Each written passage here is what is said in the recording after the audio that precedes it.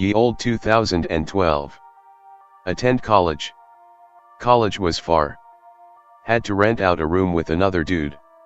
Said person is into /x/shit and was said to be put through college because their Christian parents hated their way of handling religion.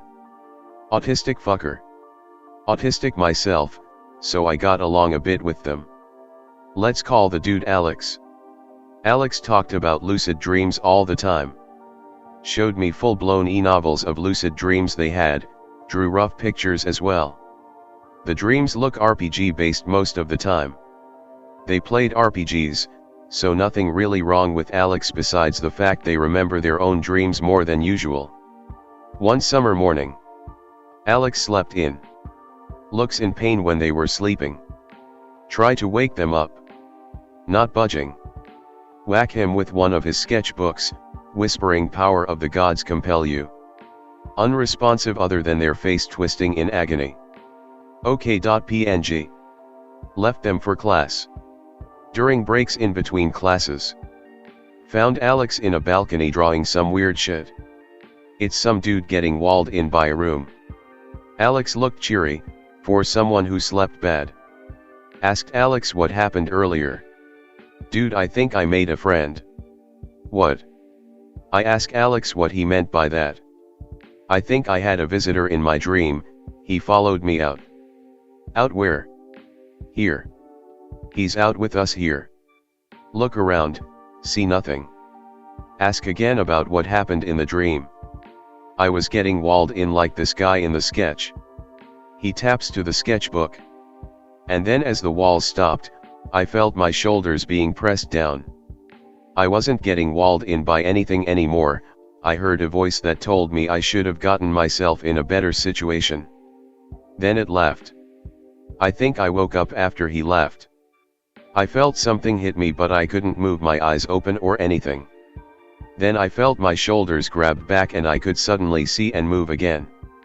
Alex then starts to describe that he walked around a dream version of our room and says he saw who the voice belonged to. The guy was apparently a bald weirdo with fangs and pointy ears. The baldy said as long as Alex manages to keep hold of his surroundings, he wouldn't have a dream like that again. Alex said nothing bad happened after that, but he said he keeps hearing the baldy's voice after he woke up. Start to regret hitting him with his sketchbook. Classes start again, so try to get to Alex's predicament out of my head while studying. The following days were fairly normal. Kept joking around with Alex saying he still talks to the baldy. Didn't realize that for him, he really was talking to it. Start to wonder if it is a demon. One day, using laptop, doing homework while talking to Alex. Alex remarks that baldy kept him in line by giving him reminders. I ask this. Does baldy remind you you're a faggot for talking about him all the time? Laptop suddenly freezes. Alex retorts that baldy didn't like what I said. He goes quiet for a while and retreats to his side of the room. Laptop had unsaved homework. Curse baldy for making me waste half of my day on redoing everything. After that incident, start rifling through Alex's stuff. Find a shit ton of matches and candles. Find a sigil drawn onto a piece of paper. Moments after finding sigil, find several more smaller ones hidden behind furniture and in between his stuff. Look through sketchbooks. See baldy's stupid fanged smile plastered through some pages. In one page, Alex wrote that he's been feeling less depressed because he talked with baldy all the time. Noticed in the past week he talked less to me. Feel stupid for feeling threatened that some imaginary cue ball is stealing my friend's attention. Realize that Alex might have some more screws loose than usual. Hatch plan to divert his attention from baldy. Read up online that a change of diet could help with schizophrenic symptoms. Do my best to start changing our snacks and keep offering them to Alex. Eventually take on cooking and try to keep Alex from eating garbage that makes him worse. He stops talking to me about baldy at this time period. Feel triumphant. Didn't realize at this point, Alex caught on to my move. But he misread my intentions. Hey Anon, I know you're trying to hide it, but I don't roll that way. Start glaring at him and ask what he meant. Baldy told me. He knows you're gay and he wants me to accept you for who you are. Motherfucking hell. Try to calmly explain that I only cook and buy healthy crap just so he stops acting so autistic. Later that night, while he sleeps, find Alex's sketchbook and tear a picture of Baldy into pieces. Find out in the same hour, we have a blackout. It lasted for the next 16 hours. Talk to Alex less during these next few months. He eventually stops accepting the food I cook. Try to sneak in glances at his dream journal when he isn't looking. Way more mentions of Baldy. Mostly nightmares written down of him. Look for sigils, find they periodically get moved around the room. Melted candles and burnt up matchsticks show up in the trash. Not good. Try to talk to him when he gets back from class. Hey Alex, been a while since we last talked. He looked even more tired than usual. Lost weight from buying and eating mostly junk food. The fucker would eat like 2 small packs of Oreos and call it lunch. He didn't eat breakfast and would eat 1 small pack of chips as dinner. He was a twig at that point. He glances at me and for a second looks like he'd ignore me. Then I hear him croak out, "This sucks." I dive in. It's Baldy, right? Yeah. That guy's not letting me sleep. I asked why. He's everywhere in my dreams. Even the ones I try to craft for myself. I try to keep him out of it and he finds me. He's killing me every time, Anon. I think he really is killing me. I handed him a mirror, replying with, "No shit, man. He can hear us, you know." I'm scared. I ask him what made Baldy stay for so long. Don't believe for a second that it was really a demon. Still want to give Alex a peace of mind. I offered Baldy my hair and blood. What? Alex said he told Baldy he wouldn't believe he was real. Then Baldy asked to offer him something of substance and make him believe. Like the dumbass Alex was, he gave something that belonged to his body. Alex goes on to explain the reason Baldy's wreaking so much havoc is because he believes Alex is his property. At a loss for words, ask if I could help. He says he doesn't know what I could do to help. Try to come up with a plan that doesn't just involve food. I have to make Alex believe that he's not hearing Baldy or seeing him anymore. Next day was a day off from school for both of us. Wake up earlier than Alex, who was sleeping in like a butt face. Google up any sort of ritual that might fool Alex into thinking Baldy has gone away. Remember that I'm a broke-ass college student and the most basic of rituals is all I can do. Settle for a bowl of water with some rosemary. Take some of Alex's candles and burn them. Bowl is on table near Alex's part of the room. Alex has woken up, goes to the bathroom like usual, and once he comes out, sees the weird rosemary bowl. "The fuck are you doing, Anon?" I tell him straight that I'm not letting a bitch, a demon, take my friend. "Alex, I need you to stay calm. You need to hold your breath too, so I can catch the demon off guard. I don't know if this will work, but I need your full cooperation." "Okay." He stands still at the doorway. "Alex, you have to come closer to the table." "Why?" "Just do it." He inches closer and stands still once again. Alex is a shrimp compared to me, so it was easy for me to hatch up my next step in the plan. I dunked his face into the bowl of water. Alex's first instinct to this was to squirm out of my hand, tracking water all over the table. I screamed out no, and grabbed the back of his head again and dunked his face in further than the first time. This time he stopped squirming and started groaning. I took this as a sign of cooperation. "This is for your own good, Alex. If the demon senses you might die, he might leave." I hold his face further in for the next 5 seconds. "Alex, if you can't take it anymore, I'll let you go. Don't breathe in the water."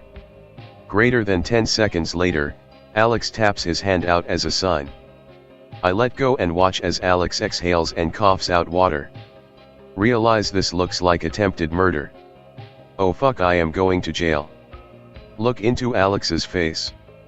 Bro, I'm okay. Don't worry about me. Ask if he still hears Baldi. Well, not yet.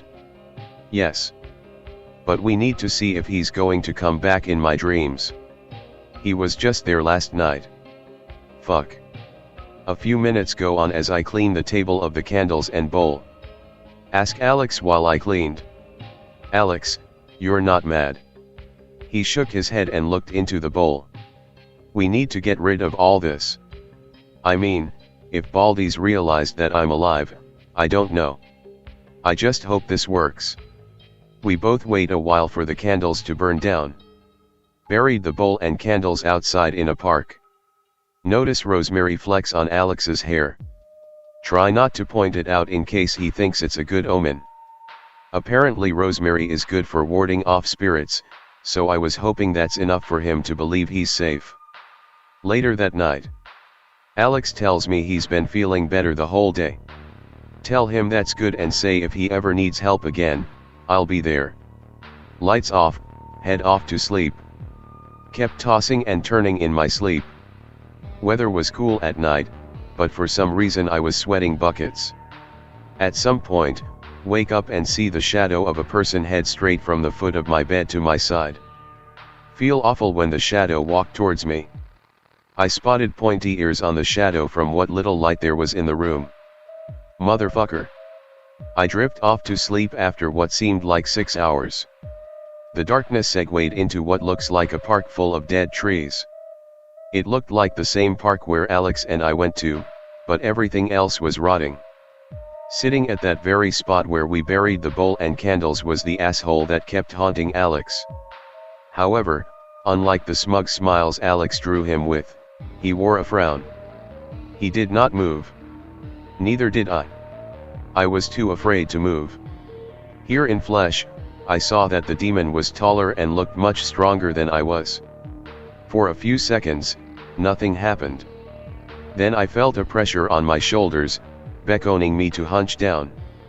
Then I felt a pain in the back of my knees, catching me off guard and making me lose my footing. I was fully on the ground when the demon turned and walked toward me. Fuck. He didn't change expression until he looked me square in the eyes, his face inches from my own. I saw the very same mocking smile that haunted me the past few months, plastered onto his face. Then followed by that, a voice that shook through every bone in my body. You look so surprised, Anon. Did you think you were safe at all? The demon grin widened as he picked me up from the nape of my neck. It felt like a couple of blades slicing through my skin. The touch burned and charred right through my skin and seared right into my bone. I couldn't scream. I couldn't move. How arrogant are you to think you wouldn't be visited? He lifted his face up, then looks over to the burial spot. Ah, I know what to do. You could pay for this. Then your friend will be spared. This will hurt you as much as it hurt me. I felt my face sink into the mud that caked the ground of the park. I could feel dirt and worms squirm against my face. I felt bugs crawl into every orifice in my face. Parasites wriggled into the pores of my skin and ate through the flesh I had in my face. As my face was pushed further in, the roots of dead trees impaled my eyes. I felt the ground swallow me up. All while hearing the muffled laughter of the demon. As I reached the core of the earth, I was cooked alive. Everything was dark again. I grew numb as I woke up. Alex was awake, staring from his side of the room. Hey Anon, are you okay? Every muscle in my body was sore from what little sleep I got. But I understood what had to be done. Alex, we need to get rid of your sketchbooks and shit. Wait, what? I grabbed his bags and ran my fingers through the books, only to be stopped. Anon, why? Because of Baldi? He went into my dreams and buried me alive. Shit, serious? Ah. Silence. Alex mutters, is that why he wasn't there this time, and takes out the sketchbooks. We call in sick for college and decide it was time to prune everything of the bald demon. Everything. Sigils and candles were the very obvious things to throw out. But his sketchbooks were a mess. I didn't think he would mix up drawing characters of his and the demon in one page. Sometimes his sketches overlapped and made it impossible to tear up the demon part. Alex. Alex, is this okay with you? Silence. Alex replies, I mean, if I had to choose between my sanity and a few lines of oil and graphite in sheets of paper. He threw the sketchbooks all out without hesitation. Fuck it, I'm going digital anyway. We turned to the computer and deleted all traces of the demon-related entries. Even overwriting free space so there was no way to retrace the file back to its original form. As we deleted the last remnants of the files, I tied up the garbage bag we threw the stuff in. We were done. Or so I thought. I had forgotten about the matchsticks that were used to light the candles with. Alex at the last minute, remembered and threw them back into the bag. Just as I was about to retie the bag, I find him taking out a large, decorative button with a metal lace looped into the holes. Alex, what the fuck is that? Alex looks at me, then back at the button. It's something I was saving for a summoning, I had it before I moved. I thought there was going to be some good out of this, but, yeah. He dejectedly throws the button in. No wonder his parents sent him here with me. We rode out to the open fields near a busy highway. Opened car door. Threw the bag with everything inside into the highway. Hightail it in case some cops saw us. No dreams or voices from Baldy ever since.